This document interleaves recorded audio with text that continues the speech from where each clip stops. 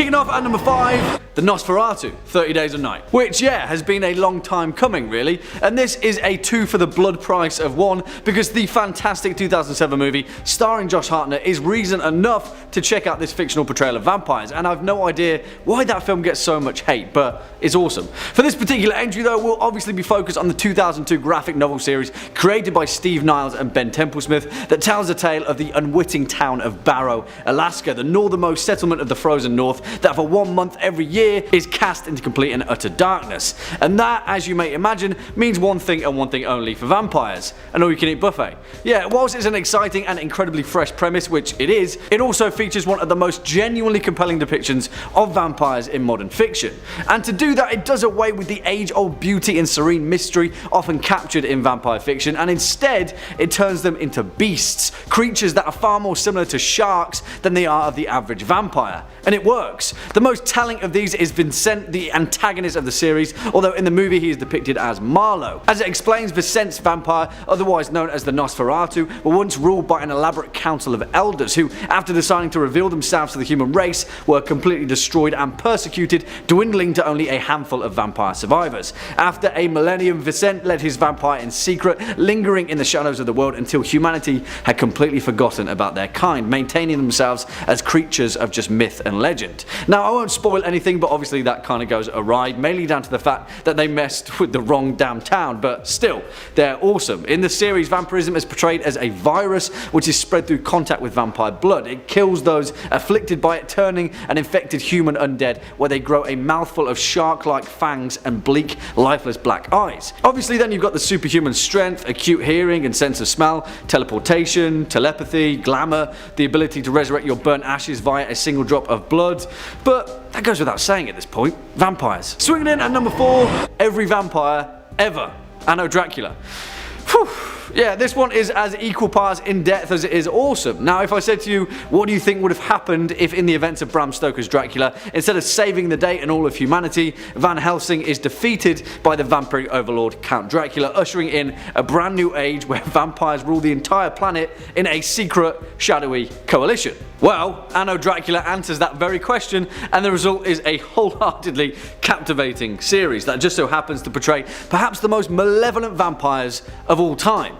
Well, I mean versions of themselves, because what Anno Dracula does to hammer home the reality of the matter is take pretty much every vampire that you've ever seen in literature and then give them a brand new position in the hierarchy of the global vampire to varying effects. By scale alone, Anno Dracula is staggering, but the real fear lies in the reality of its alternative history, because, guys, Dracula marries Queen Victoria. And don't worry, that's not spoilers, really, believe me. And geez, we haven't even started talking about the wider series yet, but yeah, written by Kim Newman in 1992, the first entry of his series Anno Dracula focuses on Dracula's rise to power in 1888, following the death of Van Helsing, where he spreads his overwhelmingly powerful vampire curse, creating thousands of new vampires and taking them all to England. Soon enough, he marries Queen Victoria, as you do, and ushers in a brand new period of vampire-led political domination of the United Kingdom, where he rules from the shadows under a vampire-orchestrated police state. Not only that, but Jack the Ripper makes an appearance alongside Sir Arthur Conan Doyle's Diogenes Club, who are scheming their way back to human safety. There's a crack group of Carpathian mercenaries loyal to Dracula. Sherlock Holmes shows up, Dr. Jekyll and Mr. Hyde too, Count Orlok, Lord Ruthven, Elizabeth Bathory, for crying out loud. Hell, even Lestat de Liancourt from Anne Rice's novels makes an appearance. Seriously, if you love both history and vampires, Anno Dracula does it like no other.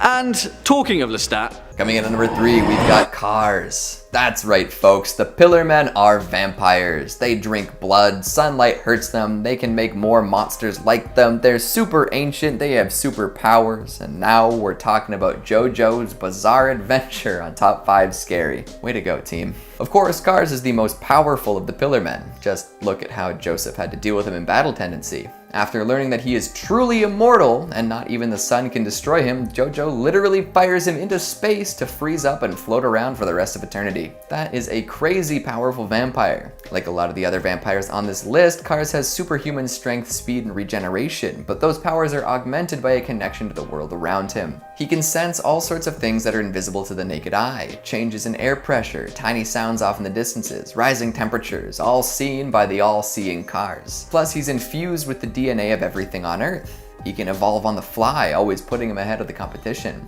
Plus, he's got some wicked poses. Like, what other vampire can pull off so many model-esque looks? That's what I thought. Coming in at number 2, we've got Cain. The first vampire in the mythos of the world of darkness is also the most powerful. Cain is the firstborn son of Adam and Eve and was cursed with vampirism by God as punishment for murdering his brother. After this, he was sent out to wander the land of Nod. During this time, he met Lilith, who gave him some of her blood to drink. By partaking in this blood, Cain is visited by 3 angels who bestow curses on him after he refuses to repent for the murder of his brother. He becomes awakened and possesses new disciplines, granting him untold power. He eventually settles in a city and becomes the Dark Father. He took on followers who became like children to him. If he embraces them with the gift of immortality, they become vampires too. Soon there's an entire city full of generations of vampires, and then an empire. Cain ruled over it all from an ivory throne. Thanks to having such longevity, Cain has mastery over all of the disciplines, and his abilities outshine those of any other vampire. He can also cancel out the disciplines of any vampire near him, guaranteeing his power in any situation. And finally, coming in at number 1, we've got Gabriel Belmont, also known as Dracula, but I wanted to make sure everyone knew that we were talking about Castlevania. There are plenty of powerful men and monsters throughout this universe, but the Prince of Darkness reigns supreme. Once a vampire hunter, he knows all of the tricks of the trade, making him even harder to deal with. He's got void, chaos, and blood magic, covering all sorts of potential matchups a burgeoning Dracula killer might throw his way, and that's just the start of it. He can shapeshift into all sorts of legendary creatures, he can possess humans to do his bidding, he can turn into freaking smoke and travel crazy distances in no time at all. He's so resilient, he survived an explosion that took out an entire continent. There really is no competition when it comes to all-powerful vampires. Hell, he even uses the vampire killer Cross to end Lucifer. This vampire can kill immortal beings. His consistent appearances in all sorts of Castlevania media speak to his longevity and versatility too. There really is no vampire like Dracula, and this iteration in particular has what it takes to destroy everything countless times. Those damn Belmonts have plot armor. Kicking us off at number 5, 30 Days of Night, 2007.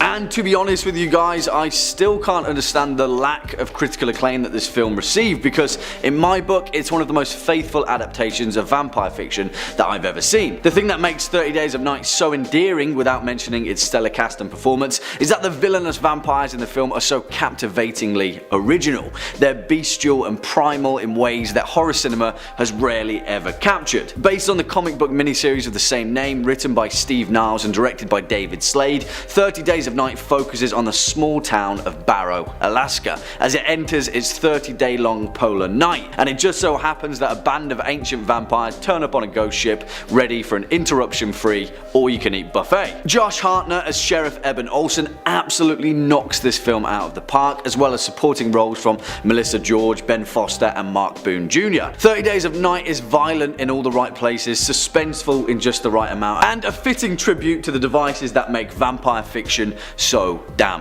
awesome. Coming in at number 4, A Girl Walks Home Alone at Night, 2014.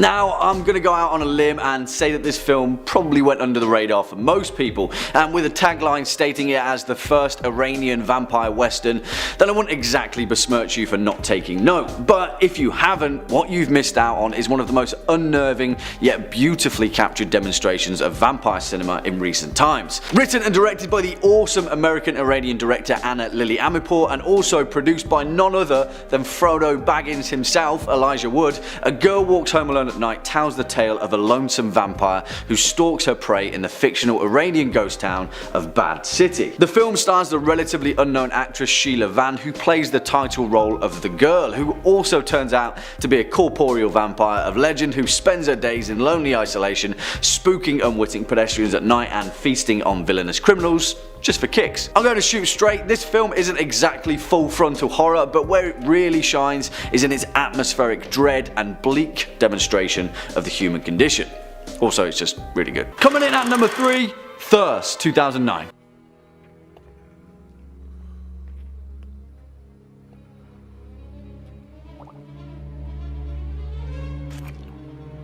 And again, you may be sensing a bit of a pattern here, because much like with our previous two entries, 2009's Korean horror flick Thirst isn't at all a conventional vampire horror, but instead a frightfully original portrayal of vampirism that uses the immortal affliction to allude to a much more human addiction. Saying that though, that's not to say that this film doesn't have its fair share of gut-wrenching gore and all the bright bursts of blood that you'd expect a vampire horror to carry, because it does, and it delivers it in spades in the typical Korean horror cinema fashion. Written and directed by Park Chan-wook, the man responsible for the incredible 2003 thriller Oldboy, Thirst has all the trials and trappings that we've come to expect with modern vampire cinema, and yet still manages to execute them in a frightfully original manner. It tells the tale of Sang-hyun, a Catholic priest renowned as a good noble man in his small town parish. Despite his unwavering faith though, he is afflicted by a deep insatiable sadness and a loneliness that he cannot fill, and so volunteers to participate in a medical experiment to find a vaccine for the deadly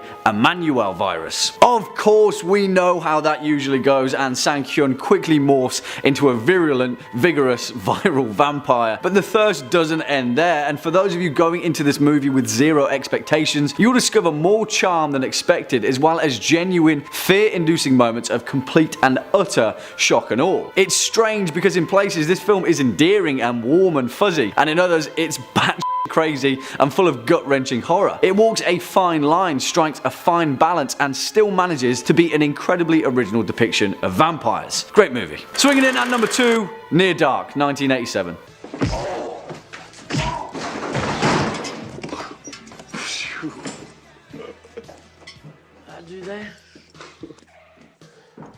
And now, listen. Guys, I get it. The vast majority of you absolutely love 1987's Near Dark and often ranked it as number 1 on your list of scariest vampire movies of all time. And yeah, I agree with you, because Near Dark is an incredibly entertaining horror experience, and in my eyes it's a more horror palatable version of The Lost Boys, although Near Dark is often forgotten in the shadow of The Lost Boys' success. Not to take anything away from The Lost Boys, because it is awesome. The thing is though, both of these films are very much a product of their time, and when it comes to late 80s nostalgia, the horror experience was often mired in fragments of genre. A little action thriller here, a little dark comedy there, and as is the case of Near Dark, a little bit of neo-western horror gore, which sounds strange, but hey, it works. Nevertheless, I hear you and consider this number 2 spot a worthy fan placement that all you horror fanatics have made happen. Good job, guys. Near Dark, directed by Catherine Bigelow and also written by herself and Eric Red, tells the tale of a group of nomadic American vampires roaming the small rural towns of Midwestern America. Despite having a relatively unknown cast at the time, more importantly, Near Dark has Bill Paxton in one of his most well-delivered roles in horror history, as he plays Severin, an immortal vampire with a gutter mouth and a thirst for bar brawling. It also stars Lance Henriksen as the wizened, grizzled leader of their merry band of vampires, and shows the lengths that immortal, bloodthirsty murderers will go to stay alive on the open road. It's essentially Roadhouse meets The Lost Boys, and because of that, it's awesome. And finally, coming in at our number 1 spot, Salem's Lot, 1979.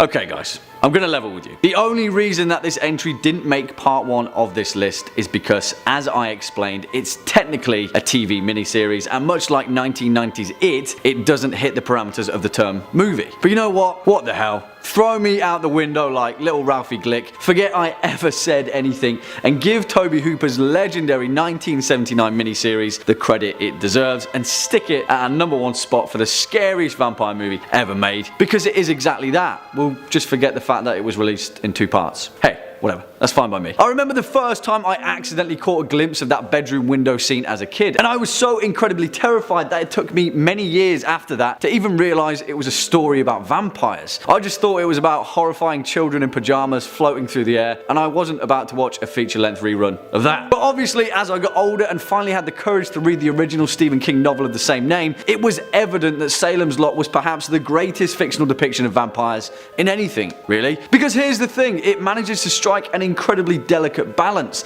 and it's a balance Stephen King intended that Tobe Hooper also managed to capture in the TV miniseries. It gives all the credit to the horror forefathers that predate it. The classic image of Barlow being shipped in a steel crate by his familiar Straker, teeth, pale skin, blood-sucking Dracula, the whole 9 yards. But somehow it manages to maintain itself as an entirely original creation of horror. There's nothing quite like the vampires of Salem's Lot. They're familiar, but they're also strange and remote and entirely different creation. We don't need to talk about how good Tobe Hooper's 1979 version of Salem's Lot is. Just watch it, it's horror mastery. And I hate to sound like a blackguard, but they don't make them like that anymore, do they? Coming in at number 5 we have Ruthven. Ruthven was the first mention of a vampire in English literature. He first appeared in 1819 in John William Polidori's The Vampire. Since then, the character has been used in numerous modern works. The character of Lord Ruthven is based on the real-life poet Lord Byron. Others had written about the Lord in a negative light, and John used this portrayal as the basis for his character. Lord Ruthven is a vampire, but also somewhat of a socialite. He travels the world, meeting interesting people, and of course drinking the blood of his victims. His actions seem to be cruel in nature. In The Vampire, he meets a young man named Aubrey. They become friends and begin to travel Europe together. After a disagreement in Rome, the two go their separate ways. Aubrey travels to Greece and falls in love with an innkeeper's daughter. The romance is short-lived when Ruthven shows up in town and his lover goes missing. She is found with her blood drained. Everyone in the town suspects it to be the work of a vampire, but Aubrey does not make the connection to Ruthven. The two agree to continue their travels. Not long after, they're attacked by bandits and Ruthven is fatally wounded. As he lays dying, he makes Aubrey swear an oath that he will not mention his death or anything else he knows about Ruthven for a year and a day. Aubrey agrees and Ruthven appears to pass away. Aubrey returns to London and is surprised to see Ruthven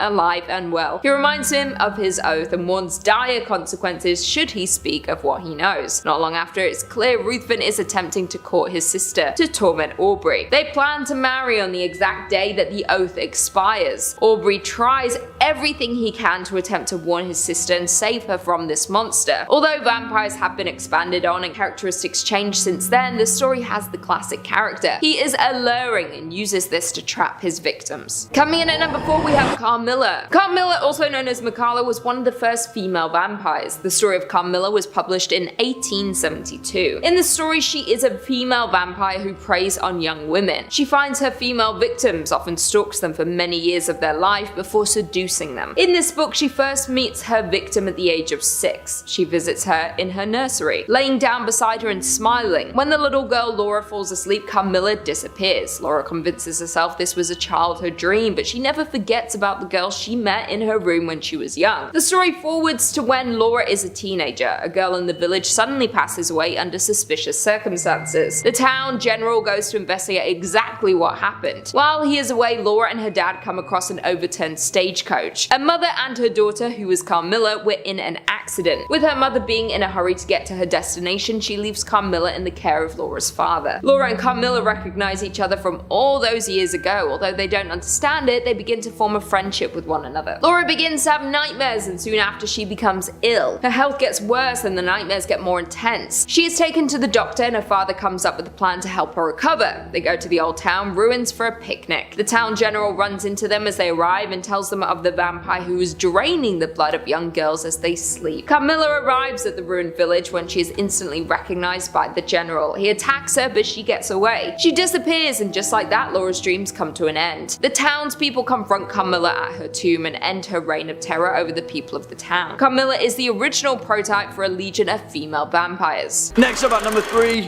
Bram Stoker's Dracula, 1992. Holy crap! We're strong in the Lord! In the power of his might! We're strong in the Lord! The power of his might! Alright, if this was a list of literature, then of course Bram Stoker's original gothic masterpiece Dracula would be at the tippity top of this list, because of course it's vampire fiction 101. But if I'm being honest, Francis Ford Coppola's silver screen adaptation, although a horror showstopper, doesn't exactly bite the same necks that other vampire movies do. But that's the downside, because the rest of this film in its own right is a fantastic depiction of our favourite hemoglobin obsessed Count Dracula. Directed by the legendary Francis Ford Coppola and released in 1992, this film emerged during a time when some of horror's greatest icons were getting a bit of a rework, to say the least. And rework it does, steering Count Dracula from a campy, cape-wielding hammer horror figure to a creature steeped in ancient history and dripping with the blood of long-lost generations. Also, did I mention that this film is absolutely stacked? Gary Oldman as Count Dracula, the incredible Anthony Hopkins as Van Helsing himself, Winona Ryder in all her glory, and of course, the one, the only Keanu Reeves, whose English accent in this film is the stuff of cringe legend, but it's still awesome nonetheless. I've seen many strange things already. Bloody wolves chasing me through some blue inferno. Coming in at number 2 spot, Interview with the Vampire, 1994. Kill them swiftly if you will, but do it! For do not doubt, you are a killer, Louis! And I excruciatingly pandered over where to place this film, but I think in the end I'm happy with giving it the number 2 spot. For one reason, it perfectly captures the essence of what it is to be a vampire in a much more bleak and existential way that other vampire horror films have failed to encapsulate as well as this. It's also 90s cinema at its peak, and I'm a stickler for nostalgia, so there you go. Directed by Neil Jordan with a screenplay from Anne Rice herself, based on her incredible 1976 novel of the same name, Interview with the Vampire is a tale that spans generations and manages to maintain the blood-soaked gothic horror all the way throughout. The film stars Tom Cruise as Lestat de Lioncourt, who, may I add, is fantastic at playing a psychopathic blood-sucking villain. Who knew, eh? Alongside my man Brad Pitt as Louis de Pointe-du-Lac, a plantation owner of Spanish Louisiana in 1791, who gets turned into Lestat's new vampire best friend because, let's face it, they're both pretty lonely dudes. This film is fantastic because of the seamless ancestry that it manages to weave throughout its narrative, capturing the immortality of these vicious, pale-skinned, beautiful, bright-eyed killers without breaking a sweat. Not like vampires can sweat, anyway. Or can they? Do vampires sweat? Let me know, guys. And finally, at our number 1 spot, Let the Right One In, 2008.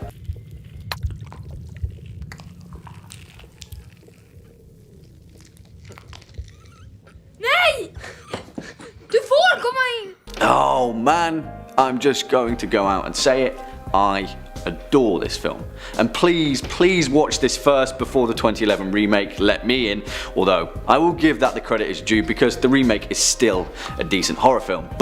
And it's a big but, it is pretty much a shot-for-shot remake, and well, Let the Right One In is a near perfect movie, so it's difficult not to be good. Directed by Thomas Alfredson and written by John Lindqvist, based on his novel of the same name, Let the Right One In tells the tale of 2 kids in Stockholm, Sweden, Eli and Oscar, and well, Eli is a vampire. This film is heartbreaking and terrifying all at the same time, and it tells the tale of 2 lonely children in the bleak Swedish midwinter without pulling any punches. Despite being a film about a legendary fantasy creature, Let the Right One In manages to capture the humanity of isolation. It's violent, it's drenched in blood, it's oftentimes shocking and bleak, but it's also charming, endearing and beautifully depicted, mainly down to the on-screen relationship of Kari Hedebrand and Lena Linderson, 2 child actors who colossusly step up to the plate and who together deliver one of the finest shared performances in horror cinema. Really guys, I cannot recommend this film enough. Let the Right One In is perhaps the finest modern vampire film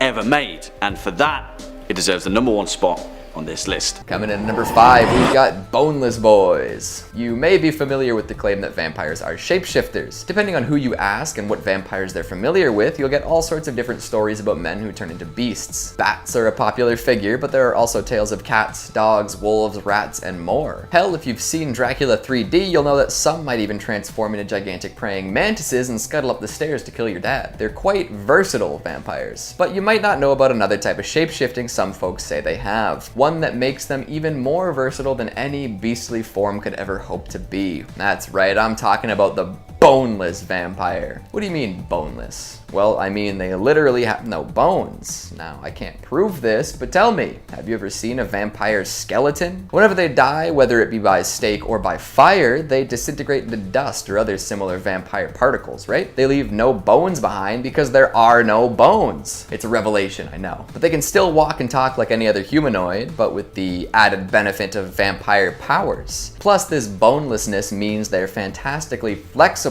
which works wonders in their seductive activities and their sneaking into homes to drink blood. Even if you lock your abode up tight, a vampire can contort its boneless form and make it through the tiniest of cracks. Keyholes? Not just for keys anymore. I bet you didn't expect me to lead with a legend like that, now did ya? Hopefully that sets the tone. Coming in at number 4, we've got the Sukuyan. A lot of folks look to European legends to find out about vampires, but they really do exist all around the world. By different names, sure, but they still suck blood and pass for people. One such fascinating bloodsucker is the Sukuyan from Jamaica. The creature takes on the form of a shriveled old lady by day. You might even see her at the market and offer her a helping hand. But if you knew what she did by moonlight, you'd take your helping hands elsewhere. A Sukuyan will shed her skin at night, becoming a blood-drinking fireball. This skinless apparition can then float around the community, drinking the blood of anyone unfortunate enough to become a target. After a long night of draining folks of their vital essences, the fireball returns home to its discarded skin. It can then don the loose organ like a suit and return to life as an old lady. With every use, the skin becomes more and more wrinkly, wear and tear and all that jazz. Usually the Sukuyan will do a pretty good job of hiding her skin after she's freed for the night because it's left pretty vulnerable. While flying around, nothing can really be done to protect the skin. So if you ever find some skin, do your best to mess with it. Some folks say that if you salt or pepper it, it'll cause her to experience extreme burning and itching upon return. Another thing you can do to combat a Sukuyan is scatter rice or salt on your doorstep. It won't protect anyone's blood, but it'll slow the monster down. Like so many other mythical demons, if it comes across a smattering of rice or salt, she'll be compelled to hunker down and count every last grain before leaving. This tends to take a while, leaving the beast exposed and distracted. Take that opportunity to beat her to death, or toss her in a vat of boiling oil. It might seem cruel to do that to what looks like an old lady, but hey, you gotta save your blood somehow. Next up at number 3, Anne Rice's Vampires, The Vampire Chronicles. And I hear you guys, I know a lot of you called for these particular bloodsuckers to make an appearance, and whilst we held off a little down to their overwhelming popularity, shall we say, there's no denying the fact that Anne Rice's vampires are considered a staple of the genre for a reason, because they're really good. That's the truth of it. They're everything we want from vampires. Ancient creatures, a rich, complex mythology that spans the entirety of human history, supernatural creatures with incomprehensible power, and you know, they're also pretty attractive. Unless you get trapped beneath the sands of ancient Egypt for a few thousand years, but that's by the by. They scrub up pretty well. And there is perhaps no other vampire in the series that scrubs up better than Lestat de Liancourt, given the fact that the man survived off of swamp lizards and rats for several decades, and still managed to come off smelling like roses. But although Lestat is indeed a symbol of the ancient gluttony of vampirism, the real ancient terror lies in the deep interwoven history of Anne Rice's vampires. As first mentioned in Rice's 1985 novel The Vampire Lestat, and later elaborated on in her 1988 novel The Queen of the Damned, the first vampires of the series emerged in ancient Egypt, their origin mysteriously tied to an energy force of ancient spirits that existed long before Earth. Here, a bloodthirsty shade known as Amel grew infatuated by 2 young witches that lived on Mount Carmel, and before long, Amel took Makare as her familiar, bestowing on her the first powers of vampirism. But then Queen Akasha of Egypt grew jealous of the witches' new power and burned their village to the ground. She imprisoned them and tortured them, eventually cutting out their eyes and tongue respectively, but in time Akasha's own bloodlust attracted the shade of Amal instead, and alongside her husband King Enkil, they became the divine parents of all vampires. Eventually they faded into legend of the vampire world, but it was thought that if Akasha died, all vampires would die with her, as the shade of Amel would no longer have a vessel. Honestly, the mythology of the Vampire Chronicles is kind of second to none. It's so rich and beautifully woven that its tapestry of ancient vampirism reads almost like the scriptures of some long lost civilization. Let's hope not. That's food for thought. Coming in at number 2, the Strigoi, the Strain. Because whilst the ancient immortality of an entire civilization of vampires is terrifying enough, what's even more terrifying are those ancient vampires conducting an unnatural war on a global scale, perpetuated by a deadly strain of a vampiric virus, orchestrated by the malintent of an ancient rogue vampire known only as the Master, who is pretty much Vampire Hitler.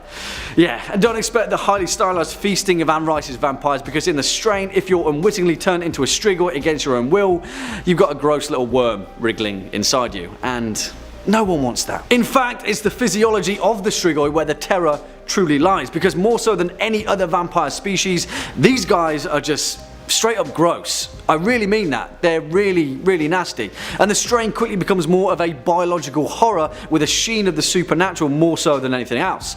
And yet, whilst the machinations of the Master and his takeover of an order of ancient vampires is need for concern, seriously, all you need to do is witness a mature Strigoi and you can fill in the gaps for yourself. Put it this way, as explained by the legendary Guillermo del Toro, the creator of the series, alongside Chuck Hogan, the Strigoi are more akin to the Aswang of Filipino folklore, and if you know anything about those horrifying creations, you'll pretty much get the picture very quickly. After being affected by the capillary worm, the human host genes are rapidly manipulated, causing the victim to undergo numerous radical physical changes. The most distinct of these is the development of a long, retractable probe-like appendage referred to as a stinger that acts as the new vampire's feeding and reproduction mechanism. It shoots forth to latch onto a victim, draining its blood and then infecting the human with more gross capillary worms. And yeah, that's pretty much the end of it all. As the cycle continues, the Strigoi lose all physical traits that are obsolete to its new life cycle. They shed hair and fingernails, their nose and ears fall off, the skin becomes as smooth and featureless as marble, their middle finger grows elongated and a single sharp talon protrudes out. Yeah, seriously, body horror and vampirism has never been more vivid than in the Strain.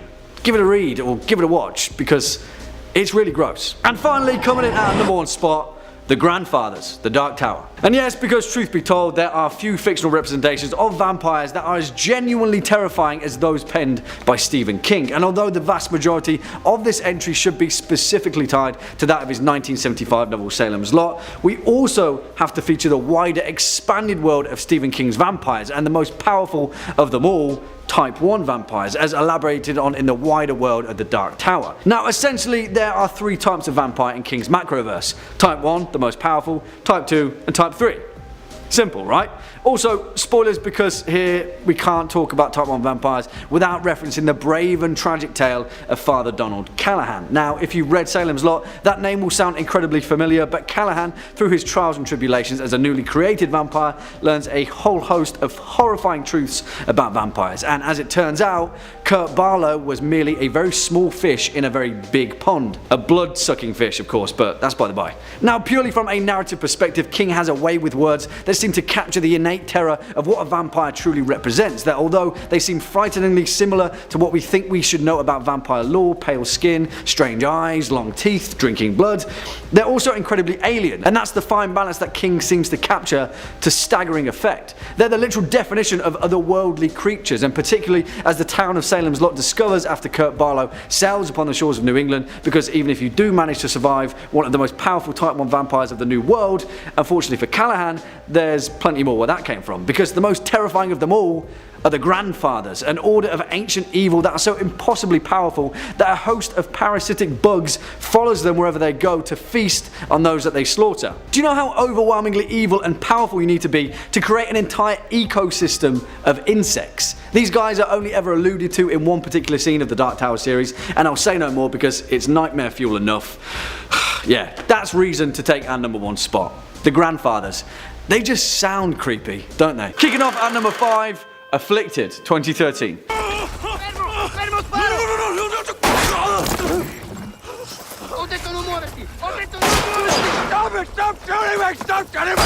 And you know what? This film is actually awesome, and you'll be pleasantly surprised that it's perhaps the best found footage vampire horror movie ever made. I mean, not like there are a lot of them. Anyway, maybe like 3. But nevertheless, Afflicted manages to take the otherwise worn-out found footage genre, as well as the long-standing done-to-death vampire genre, and somehow still manage to create a wholeheartedly original and exhilarating horror experience. And on top of that, it's Canadian. Written and directed by Derek Lee and Cliff Prowse in their directorial feature film debut, Afflicted also stars the two filmmakers in their respective namesakes, as two best friends traveling the world filming a web series of their travels. It's quickly revealed that the trip is actually a bucket list, as Derek has a tragic genetic brain condition that could cause his death at any moment, and the trip is his last wish to spend time exploring the planet with his best friend. Of course though, as is the best laid plans of vampires and men, things often go awry, and Derek contracts a mysterious disease which of course turns out to be vampirism. Afflicted doesn't exactly take any precautions going into this horror onslaught, and although oftentimes the action can water down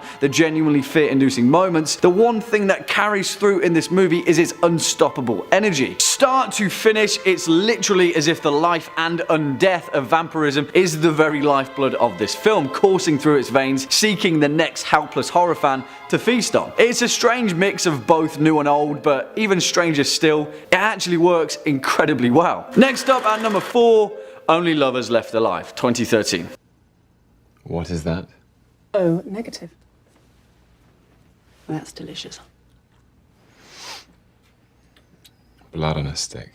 Now, quite a few of you called for this film to appear on our next list, and rightfully so, because just like with Afflicted, it seems that 2013 was the year for surprisingly creative vampire horror that seemingly reignited the genre in a strange new way. It's important to note that Only Lovers Left Alive isn't a horror film in the conventional sense, or even in the traditional sense, because it relies on an entirely new perspective to fill the spaces of its horror. And yeah, who would have thought it? Vampire nihilism.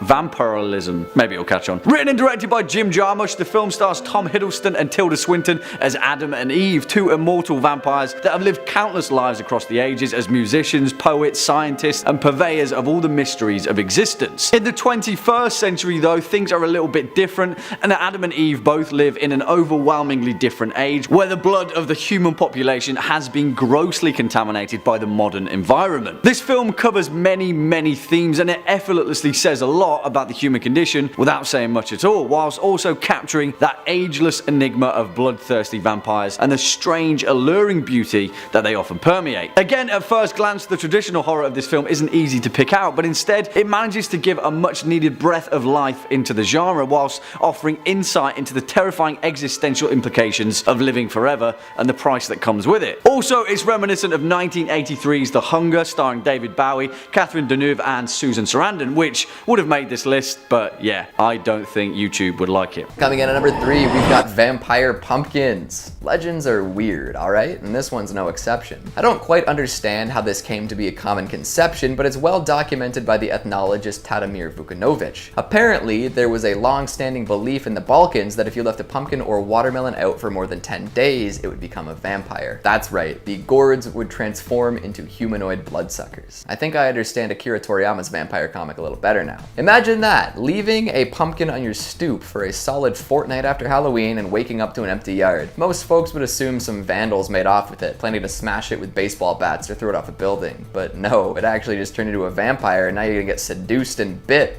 Great. If this is true, folks better get right on their composting habits. It's similar to the belief that any given object left outside overnight during a full moon will become a vampire. I think this legend originates from people being dumb with their belongings, but I might just be reaching. You can be sure that your produce is about to make a change if a drop of blood appears on its skin. Oh, and the pumpkin vampires can change back into pumpkins, so even if it doesn't disappear, you can be the proud owner of some cannibalistic vegetables. Coming in at number 2, we've got Jiangxi. Let's take a trip to China this time and learn about some of their bloody beasts. A popular one is the hopping vampire, also known as the Jiangxi. Usually appearing as a stiff corpse dressed in Qing Dynasty clothing, these undead beings hop around looking for life force to drain. Life force isn't specifically blood in this case, but the two line up just fine. They spring to and fro during the night, hoping to come across some hapless folks. And just like vampires from other cultures, they spend the day locked up in dark places like coffins and caves. They hop because they're corpses. Rigor mortis mortis has long since set in, making it impossible for them to bend their limbs. So instead of walking, running, or any other sort of human locomotion, they can hop around as best they can. They're also an odd green-white tint, frequently attributed to mold from being buried so long. These vampires are a little less sexy than a lot of the other ones. There are a few ways to survive an encounter with the Jiangshi.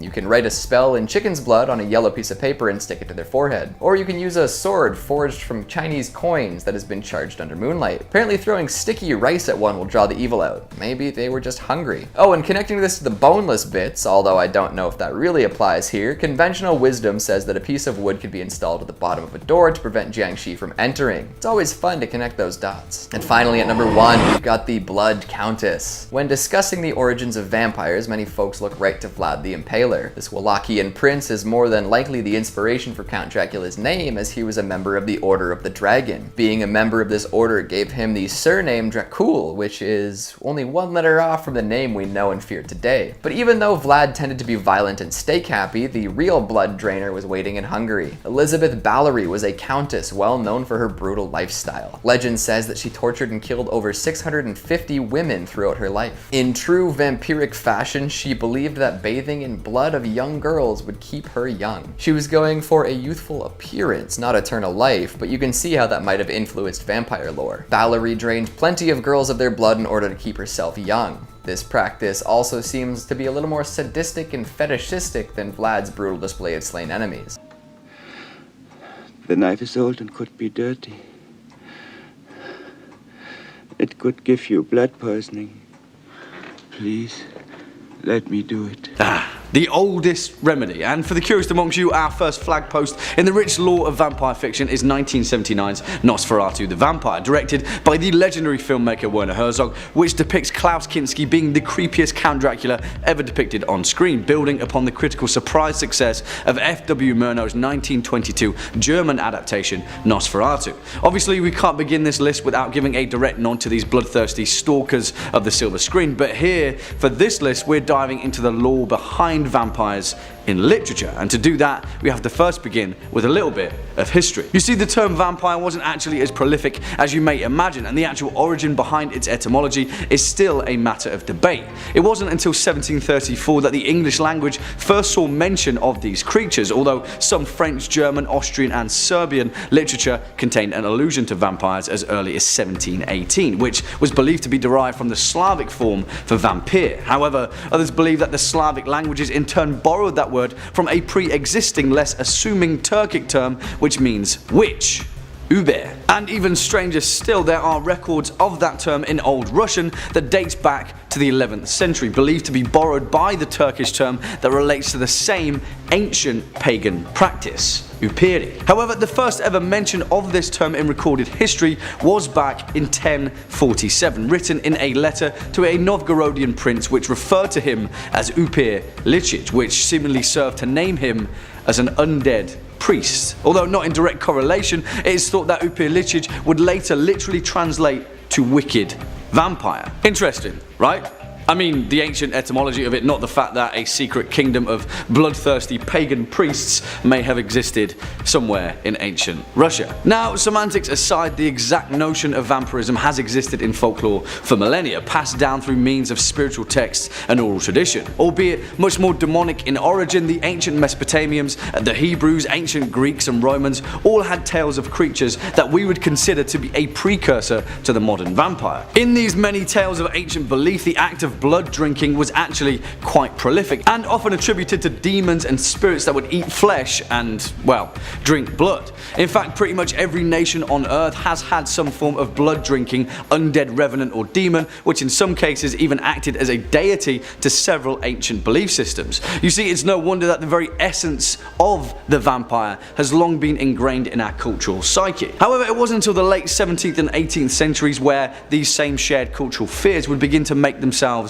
apparent, shall we say. The very tales that form the basis of the vampire legend that would later go on to form the literature behind vampirism first entered into historical record in 1672 with the case of Yuri Grando, a peasant that had died 6 years previous but had seemingly arisen from his grave to drink the blood of local villagers in Istria, which is now modern Croatia. After the strange case of Yuri Grando, Eastern Europe saw a frenzy of these same vampire sightings, the most famous being that of Petar Blavogovic and Arnold Paul, both of which were Serbian peasants, a potential explanation for the Proto-Slavic origin of the term vampire. Now, the actual means of the sociological phenomena behind these historical events, if any, are a matter for a different video, because the point is, it injected a shared cultural belief that would quickly form the basis of one of the most important and impactful conventions in horror fiction: vampires. Because in 1748, during a time where these alleged vampire attacks were still happening across Eastern Europe, a German man named Heinrich August Ossenfelder manifested that very same zeitgeist and produced a poem simply titled The Vampire. The Vampire. An incredibly short poem which is written from the perspective of a mysterious man presented as a jilted and aggressive seducer that lusts for a respectable and pious Christian girl who is protected by her mother.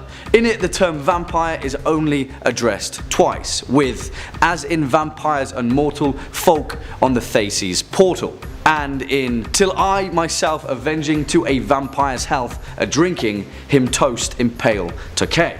Although the poem itself is a direct metaphor for the desecration of religious faith, it goes on to directly describe breaking through the girl's bedroom window and sucking her blood. Where have we heard that one before, right? And in fact, the stark eroticism of Ossenfelder's poem would go on to influence many other pieces of vampire literature that followed it. Several decades later, in 1773, another German poet, a man named Gottfried August Berger, would produce a poem titled Lenore, an incredibly important landmark in literature and a vital entry into the Gothic ballads, but a poem that never exactly used the term vampire. Instead, it was responsible for creating another key theme that would later appear in vampire literature: immortality, or in this case, undeath, the ability for vampires to rise from their graves in the darkness of midnight, enter the homes of their victims or loved ones, and then carry them away into the night. After the widespread publication of Lenore, the Gothic ideal of the vampire was well and truly afoot, and the following few decades produced several similar pieces of literature, such as The Bride of Corinth, Therbala the Destroyer, Percy Shelley's The Spectral Horseman, as well as Samuel Taylor Coleridge's famously unfinished ballad, Christabel. However, it wasn't until the year 1819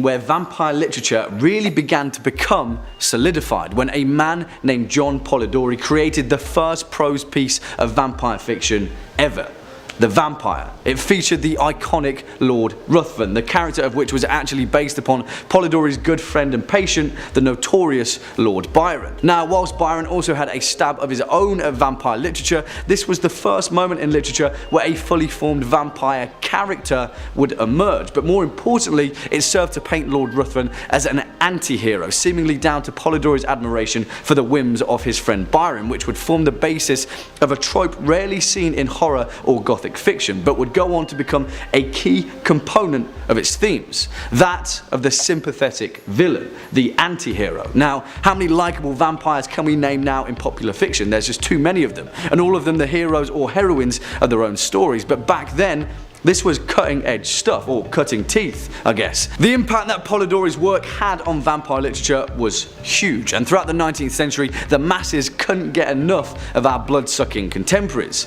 In fact, one of the most impactful methods of disseminating fiction in the mid-19th century were the classic Victorian era Gothic pulp pieces, penny dreadful. Short, easily distributed pamphlets that gave rise to the essence of serialized horror, returning characters that formed their own anthologies, a visual tapestry that I'm sure we're all familiar with. Well, from 1845 to 1847, the second most popular vampire since Lord Ruthven snarled onto the scene: Varney the Vampire, a character created by James Reimer and Thomas Peckett Prest that successfully managed to encapsulate all of the same vampiric themes laid out before him, and thus gave rise to the popular depictions of the vampire: long cloaks, high collars, drinking blood, coffins. But there was another story that paved the way for vampire literature before we address the very evident elephant left in the room that we haven't yet talked about. A lesser known addition into the Gothic canon of vampirism, but one that is without a doubt even more important than Varney the Vampire. And that was with Sheridan Le Fanu's 1871 novella Carmilla. And this was the first ever depiction of a female vampire, Countess Karnstein. In many ways, Countess Karnstein paved the way for the defining moment of vampire literature. literature and her influence as a symbol of occultism, as well as the enigmatic, supernatural, almost deified creature that exists separate from the confines of civilization. It's one of the most important hallmarks for vampire fiction and Gothic literature as a whole, because the character of Countess Karnstein was pretty much the archetype for the most important piece of vampire literature ever created, Bram Stoker's Dracula. And without detracting from both pieces, the similarities between the two are staggeringly clear. You see, it isn't with the actual inception of Bram Stoker's 1897 novel Dracula that we need to cast our gaze towards, because it was with the impact that matters, and it goes without saying that there is no greater effort in history to depict vampires in popular fiction as influential and as definitive as Dracula. Whatever the case, at the time of its release, it struck a chord across Victorian Europe, perhaps stirring up an ancient shared cultural fear that had long lingered within us all. Vampires in literature are the amalgamation of many things, a collection of one convention here and another there, but the point of them remains the same. They are both a blessing and a curse. They're what we want to be and what we want to defeat. And Bram Stoker's Dracula was the compendium behind that very specific horror. Coming in at number 5, we have 30 Days of Night. This is perhaps one of my favourite vampire movies, not just on our list, but in general. Controversial opinion. 30 Days of Night is a 2007 horror film based on the comic book miniseries of the same name. The film is directed by David Slade and stars Josh Hartnett and my favourite, Melissa George. The story focuses on an Alaskan town beset by vampires as it enters into a 30-day long period of polar night. Now, as much as I enjoyed this movie, it did polarise critics, with it currently holding a 51% approval rating, which is the lowest we have on our entire list, sad times. The general consensus reads, while 30 Days of Night offers a few thrills, it ultimately succumbs to erratic execution. However, I disagree, and believe this film to be incredibly claustrophobic and a non-stop anxiety attack from start to finish. Not to mention, I used to live in Alaska, and the winter months can be incredibly dark and isolating, creating its very own unique horror. However, what I will say is that casting Josh Hartnett in the out-of-his-element role was a little disappointing, yet it somehow managed to work. 30 Days of Night ultimately warrants its R rating with genuinely disturbing violence, terrifying monsters, and a haunting score that will linger in your mind for a long time. 30 Days of Night is immensely better than a lot of the vampire movies that have been churned out in recent years, and it's certainly better than David Slade's Twilight saga, Eclipse. Yeah, you heard me correctly, Twilight. David Slade also did Twilight. Coming in at number 4, we have Martin. George A. Romero is considered to be the godfather of zombie cinema, and rightfully so. He is the man behind films such as Night of the Living Dead, Dawn of the Dead, and also Day of the Dead. However, there is one movie that is remarkably overlooked in his collection, and that is Martin. Martin is a 1978 psychological horror film that follows a troubled young man who believes himself to be a vampire. Johnny Amplis, with charm and incredible creepiness, plays the titular character, a lonely man who injects victims with a syringe before slurping on their blood. Lovely stuff. The film currently holds a 90% approval rating, with the general consensus reading, George A. Romero's contribution to vampire lore contains the expected gore and social satire, but it's also surprisingly thoughtful and boasts a whopper of a final act. Martin expertly mixes dark humour with satisfying gore, with Romero approaching this vampire hit with sharp wit and undead force. For the first half of the movie, Martin is unsettling while provoking chuckles, albeit uncomfortable chuckles. However, once the second half hits, the gruesome finale kicks in, and that is something that will linger with you for a very, very, very long time. Next up at number 3, The Vampire Court. And whilst throughout the fantastic Dresden Files series by Jim Butcher, there are many forms of vampires and the subsequent vampire courts that come with them, there's no doubting that the most terrifying, malevolent, and purely evil vampire organization is the White Court, although thankfully for us they're all pretty damn evil anyway, and Harry Dresden has been doing his damnedest to bring about their downfall one by one, as is the case with the Red Court. Sorry, spoilers. Now, vampires in Jim Butcher's universe come in many different shapes and forms, almost like a melting pot of pretty much every vampire custom and creation that we've seen in fiction, which is pretty damn awesome in its own right, but it's with the societal structure and ancient hierarchy where Butcher's vampires truly shine. The White Court, for example, is an order of vampires that feed purely from human emotion, and they satiate their hunger through the consumption of essentially the human spirit. Because of their propensity for life force rather than actual human blood, the White Court prefers to avoid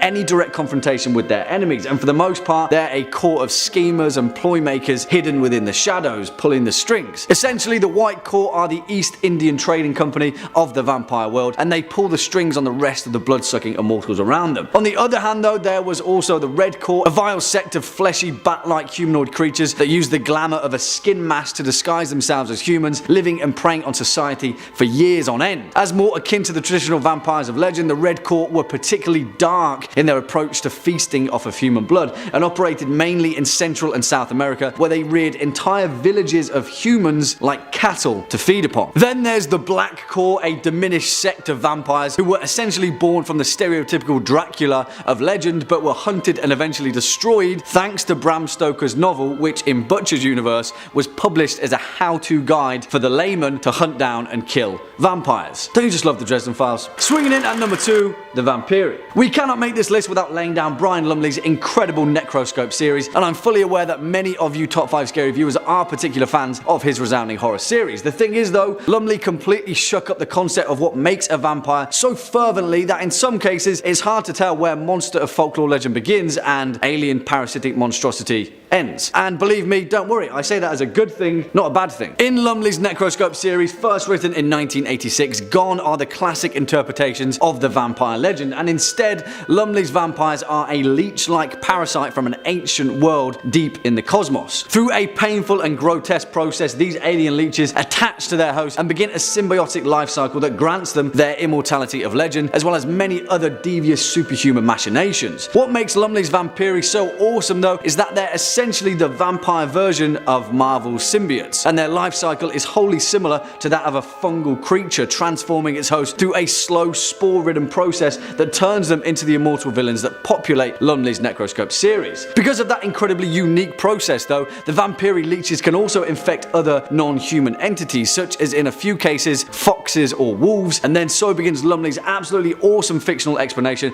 as to the nature of werewolves and lycanthropes that populate his horror series. It's never been done before. The thing is, in Necroscope, the Vampiri are so damn ancient and so adept at understanding the parasitic process that created them. In the later series, they move into an entire industry of breeding lesser versions of vampires to enact their bidding, whether across the earth or on Starside. In fact, Lumley's depiction of vampirism in the Necroscope series is pretty damn bleak, and the one true evil against humanity are the Vampiri, because eventually even the most purest of hearts succumb to their evil will. Also, vampire cannibalism. Yeah, that one's not been done that much before. And finally, coming in at number 1 spot, the higher vampire. And whilst we're talking about hunting vampires, we cannot talk about bloodthirsty monsters in literature without taking note on the resounding works of Andrzej Sapkowski with The Witcher Saga that rightfully deserves its place at our number 1 spot. Now, in my opinion, Sapkowski's depiction is the most complete, compelling and intriguing creation of vampires in horror, in the whole of literature. And I know that's pretty damn hyperbolic, but really, if you've read his work or played any of CD Projekt Red's fantastic video game series, you'll know exactly the impact that vampires have on this world. And I say world because the most intriguing notion of vampires in the Witcher Saga is that, not unlike Lumley's Necroscope series, these ancient entities are from another planet entirely. Well, not exactly another planet, so to speak, but another dimension, another sphere. Now, I'll try not to spoil anything, but to be fair, speaking about the conjunction of the spheres isn't exactly giving anything away. In Sapkowski's world, vampires aren't created or turned or otherwise conjured into existence. They're born, just like humans are, and exist as corporeal beings who can manipulate their body at a molecular level in blood and matter just as easy as we can breathe. Over 1,000 years before the Witcher Saga began, during the conjunction of the spheres, different realities where monsters and magical entities reside freely on their own plane collided and merged with our world, which eventually necessitated the need for the Order of the Wolf and the many witches that came with it. As you know, someone had to try and keep a lid on all that chaotic magic going on, right? Cheers, Geralt. Honestly, I could speak about the Witcher Saga all day, but as far as vampires are concerned, there is so much to feast on. The Bruxa, the Katakan, the Alp, grotesque mutagenic versions of vampires created from humans and the corporeal dimension beings that are absolutely terrifying. Regis, the awesome ancient vampire who's best friends forever with Geralt, the unseen elder, the list goes on. And if you're a fan of vampire fiction and are yet to delve into the works of the Witcher series, please consider this as a reminder, because as far far as vampires are concerned, there's nothing else like it, and it's the best for a reason. Coming in at number 5, we've got the Master. You know, this guy came damn close to ending the world through vampirism. Hell, he basically infected all of New York with his strain. The Master comes from the series of books turned TV show The Strain, penned by Guillermo del Toro and Chuck Hogan. Basically, it is a virus that is very similar to ancient vampirism. It spreads quite quickly, as viruses tend to do, and puts humanity in peril. So by putting this strain in motion, the Master deserves every ounce of fear he gets. He's been alive for millennia, taking multiple different forms over many lifetimes. The Master has been a Roman slave, an iron worker, and most recently a Polish man with gigantism. As one of the original vampires, the Master has all sorts of unique strengths that other vampires in this universe don't. One of the most terrifying of these powers is the ability to see through the eyes of all lesser vampires. This allows him to surveil any area that a vampire is in. It's also great for protecting himself and seeking out prey. He's also just ridiculously strong. Like, way stronger than any vampire has any right to be. He'll crush your head with his pinky if he wants to, don't try to fight him. And even if you're confident in your combat ability, he's got some wicked shadow-based teleportation abilities. If he steps into the dark, he can just dematerialize and rematerialize all over the place. It's crazy. And to top it all off, he's more resistant to sunlight than most vampires. He's not totally immune, but he can definitely roam around a little in the sunshine. So you can't rely on the UV rays to take him down. To make matters worse, he's got a master plan to turn all humans into blood banks. After collapsing the internet, he makes it to New York and makes some key alliances and plans on transferring his consciousness to a new host. Then he'll take out the high-level finance folks and build processing plants for human collection. Yuck. I mean, I guess the bankers get what's coming to them, right? Coming in at number 4, we've got Victor. A powerful warlord in life, Victor was once a ruthless military leader who ruled over his land with an iron fist. This extended well into the afterlife as well. Upon his deathbed, the first vampire, Marcus Corvinus, came to Victor with an offer. He would give him eternal life if he helped lead an army of immortals against the werewolves. Victor, loving life and combat, accepted this offer and became one of the most terrifying vampires of all time. This is the vampire who betrayed Marcus, waged war against werewolves, and even killed his own daughter. You don't want to mess with Victor. He, like many vampires in Underworld, possesses superhuman abilities of the highest caliber. His strength is unmatched along with his speed, and he can endure almost any injury. Even if grave wounds are inflicted, Victor can heal up quickly and keep on moving. He can also snag memories from those he bites, giving him insight into all sorts of secrets. These military conquests and supernatural powers are all terrifying on their own, but Victor's shrewd politics are possibly the most dangerous thing about him. After living for millennia, Victor is well versed in the ways of the world and knows how to take advantage of many situations. He is cunning and manipulative and knows how to act swiftly and brutally to get what he wants. If Victor wanted to end the world, he doubtlessly could. As he says, the dangers of the forest are not greater than those of the council. You must learn the dance of politics to be ruthless and cunning. Those are the words of men who could ruin the world if he chose to do so.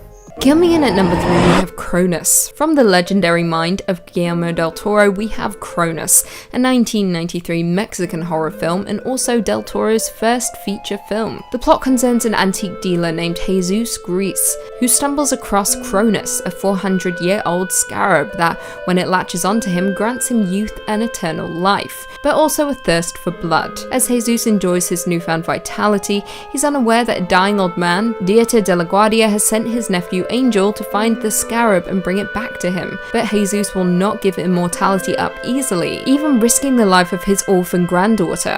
Del Toro does a superb job with his directorial debut, with him diving into vampire lore and tweaking the mythology to his own liking. Rather than a bite to the neck, it is an ancient amulet that latches onto whomever is unlucky enough to find it. The film received critical acclaim by critics for its acting, originality, mythology, religious references, and its balance of horror and drama. It has since been recognized as one of the greatest horror films and Spanish language films of all time. As of right now, it holds a 90% approval rating, with the general consensus reading, Guillermo del Toro's unique feature debut was not only gory and stylish, but also charming and intelligent. Cronus has some incredibly disturbing moments, including a scene where a mouth that has been sewn shut is opened without any assistance. Yeah, you can see where I'm going with this. You don't even have to love horror to appreciate the gift del Toro gives us with Cronus, although saying that, it doctors recommended. Coming in at number 2 we have Rabid. David Cronenberg rarely steers us wrong, and he most certainly didn't with his 1977 vampire classic. Rabid is a Canadian-American body horror that features Marilyn Chambers in the lead role, with Frank Moore supporting. Chambers plays a woman who, after being injured in a motorcycle accident and undergoing a surgical operation, develops an orifice under one of her armpits. The orifice hides a phallic stinger that she uses to feed on people's blood. Those she feeds upon become infected. The bite spreads the disease, and they cause massive chaos, starting in the Quebec countryside and ending up in Montreal. Now, Cronenberg's most hailed work includes movies such as The Brood, Videodrome, The Fly, and Dead Ringers. However, Rabid seems to have gone under the radar for a lot of people, and that's a damn shame. This is Cronenberg's second feature film and exists within his canon as a telltale exhibition of his raw talents, with him inflicting absolutely horrific horrors on the human body. As of right now, Rabid currently holds a 73% approval rating, with the general consensus reading, revolting, yes, but still an intelligent predecessor to some more moronic efforts in the same genre, as well as remains effectively squirmy, gruesome, and even prescient nearly 40 years after its release. And finally, coming in at number 1, we have Near Dark. Catherine Bigelow's dark horror western is a cult classic amongst movie lovers and definitely warrants a place on our list. Why?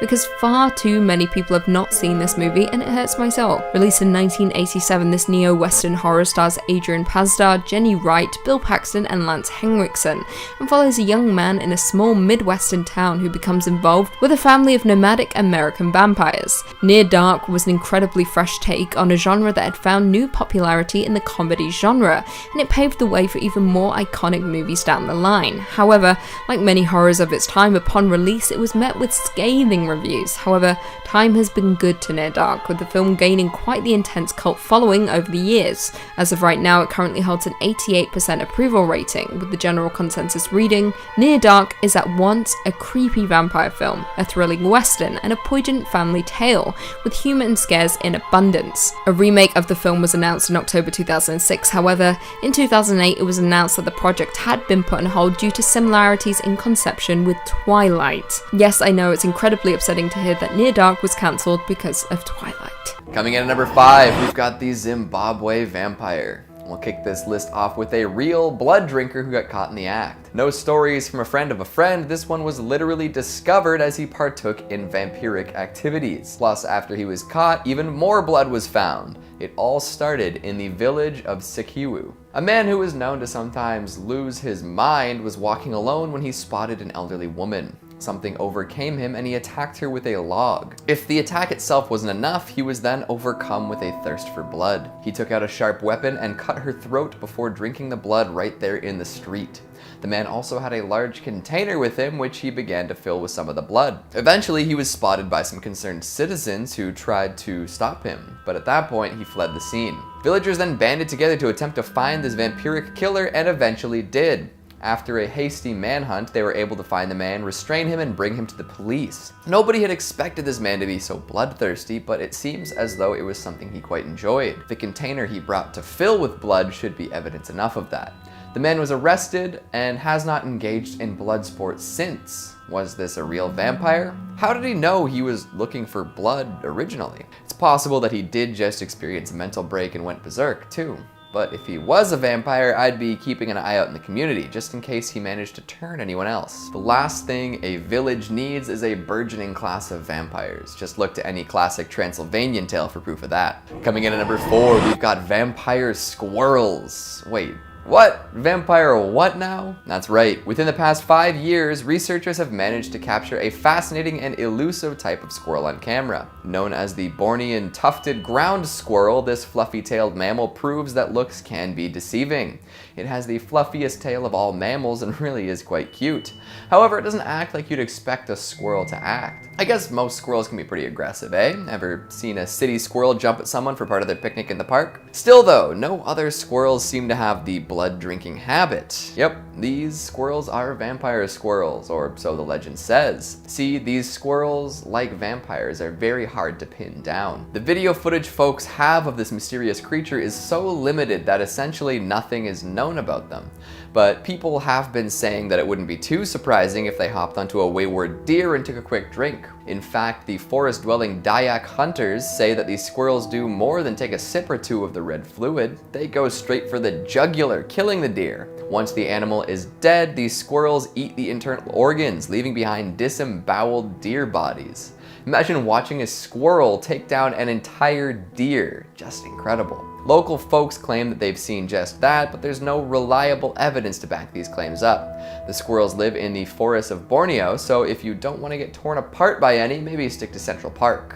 Although New York squirrels might just be that aggressive. Coming in at number 3, we have Lestat. Lestat de Lioncourt had his first appearance in the 1976 novel Interview with the Vampire. This was the first book that would become The Vampire Chronicles. His full backstory was explored in The Vampire Lestat. He quickly became a fan favorite and numerous books and films have been created around this story. Lestat's personality is that of an aristocrat in the 18th century Paris. He is bold, enthusiastic, and defiant. He is an arrogant person who is considered conceited. The way he carries himself, you can tell he comes from a privileged upbringing. He is entitled due to the money he has. Even his vampire elders considered him to be the brat prince. Before he became a vampire, he was an actor. He loved the attention, but this was cut short when he was turned. He created a rock band called the Vampire Lestat with a group of humans in the 1980s. As a human, he was illiterate and struggled academically. After becoming a vampire, he learned to read in French and English, developing a love of literature. He even chose to write books as he pondered philosophical questions like, are his actions as a vampire good or bad? He was an in-depth and complicated character. He thinks differently to the rest of the coven, and they are not approving of his way of thinking. It seems that he doesn't agree with his actions, but they are still necessary for survival. Throughout his time, he turns a lot of mortals into vampires, but sees this as a mercy as it saves them from death. But many see this as a curse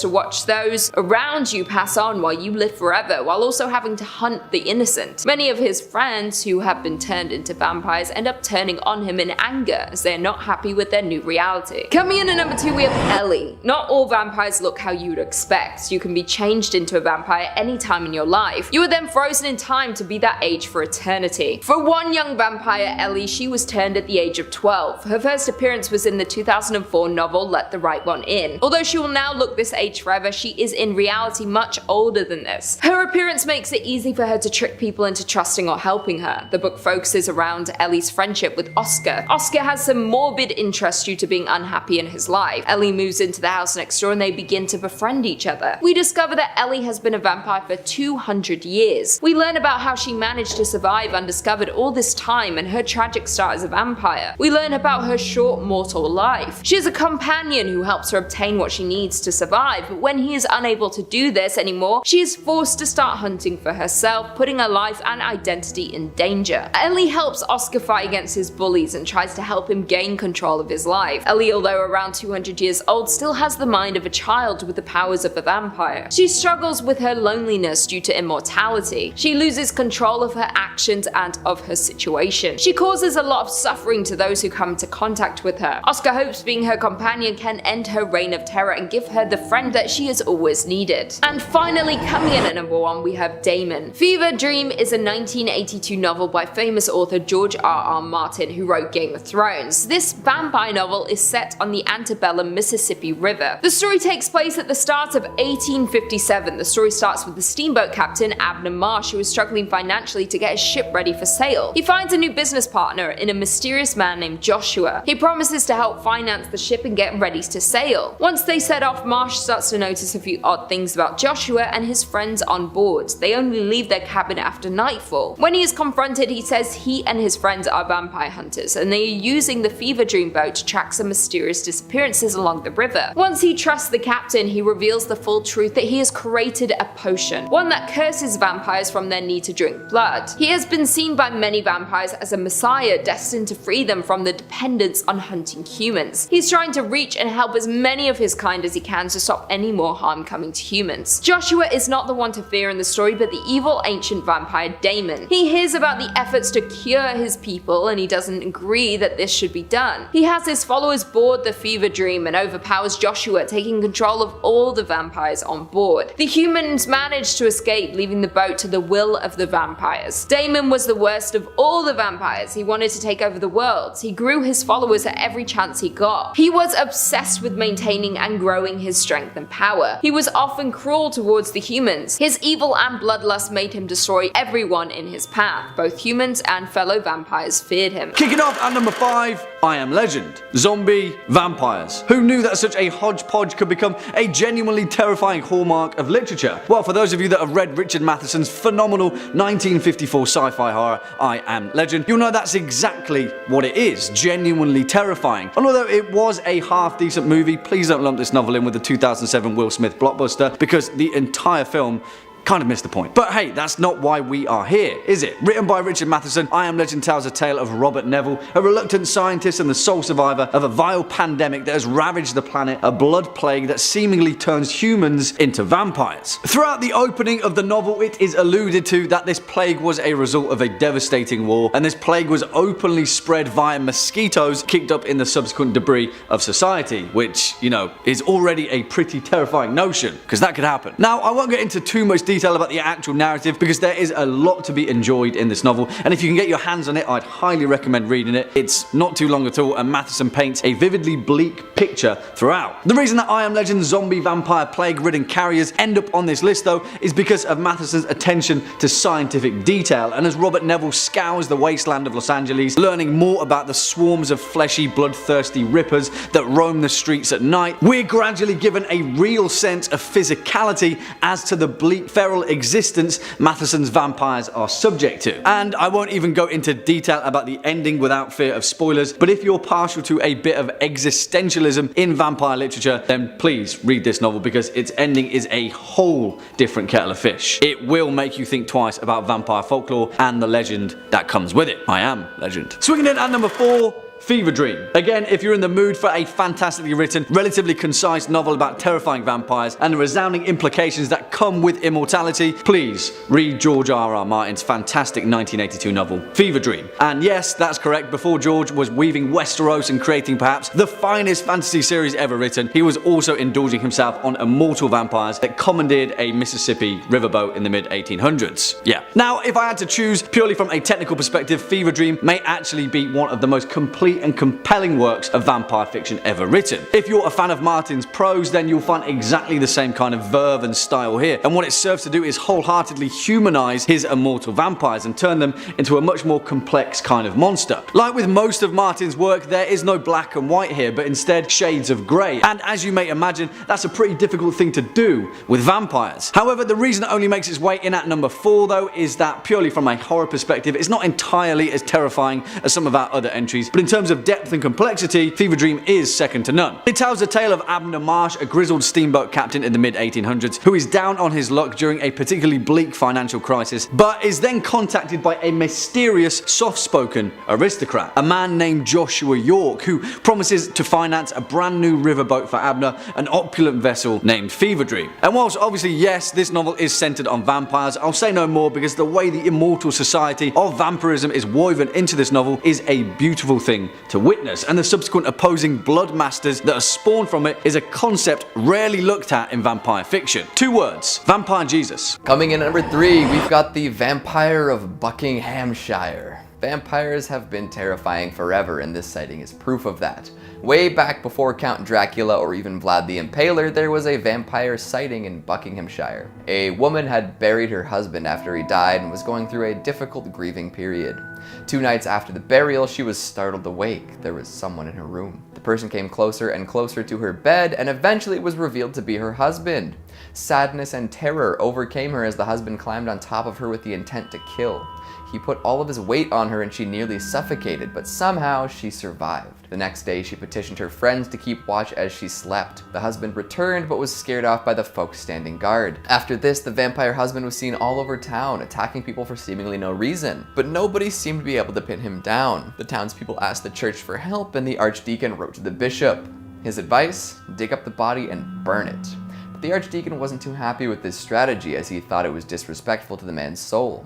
So instead he had the bishop write a letter of absolution for the man and then pinned it to the vampire's chest. Somehow this worked. The vampire was no longer seen around town. But you have to wonder what brought him back in the first place. Coming in at number 2, we've got the Carter brothers. New Orleans is rich with occult history, so of course there are some wicked vampire tales to tell. Back in the 1930s, there were 2 brothers living in the French Quarter. John and Wayne Carter had regular jobs and kept to themselves. They didn't bother anyone and they didn't cause any trouble. Well, at least that's how it seemed. To everyone's surprise and terror, a young woman came to the police in hysterics. She had just escaped from the Carter brothers' apartment. They had been holding her captive and drinking her blood for weeks. The police took this very seriously and raided the apartment. What they found would make anyone sick to the stomach. Inside were 4 more girls, all covered in wounds meant to siphon blood for consumption. After freeing the prisoners, the police attempted to arrest the Carter brothers. When they found the vampiric siblings, an insane fight ensued. Apparently it took 8 men to restrain the 2 brothers. They had been possessed by some otherworldly strength, likely that belonging to vampires. In the investigation that followed, it was discovered that the brothers had kidnapped and killed over 14 victims. That's a fair bit of blood for 2 brothers who seemed to be a couple of average guys. They were tried, found guilty, and executed, but the story doesn't end there. Years down the line, another Carter died and was to be put in the family tomb. When the vault was opened up, the bodies of the brothers were gone. See, that's why you gotta burn the vampires. Burying them is just inviting disaster. Ever since then, many people have claimed to see the 2 brothers skulking about New Orleans. So add that to your list of paranormal experiences in the city. Be careful when you check it off, though. If you see them, they probably see you too. And coming in at number 1, we've got a CCTV scare. We mentioned earlier that vampires don't get picked up on camera, right? Well, they don't have much of a reflection either, which is why this video is so confusing. Check it out. No, look, just keep watching. It's crazy. Wait, I know. What? I know. Like, how is that? I don't know. The man in black walks right by the gigantic mirror that we just saw reflect someone else, and there's no reflection, but he's still picked up on CCTV. How does that work? What's going on here? You have to wonder why a vampire would be shopping at a retail store during the day, too. There are so many things to consider here, but very few satisfying answers. It makes you think about all the times you might have walked right by a vampire and not even known it. I suppose I have to admit something after this clip. This vampire was not spotted at 3 a.m. I know, false advertising in the lot, but the footage was too interesting to give up. The rest of the vampires are eyewitness accounts, you know, because vampires.